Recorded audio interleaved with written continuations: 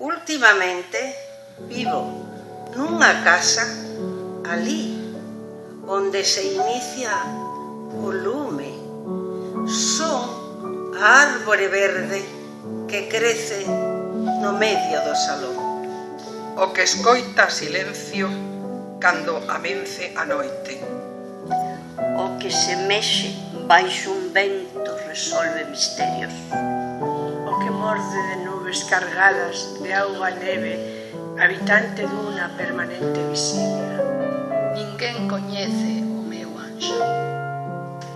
Sei que podo falar o lenguaxe das aves e que habitan o meu corazón un montón de nenos perdidos que anhelan saborear a luz.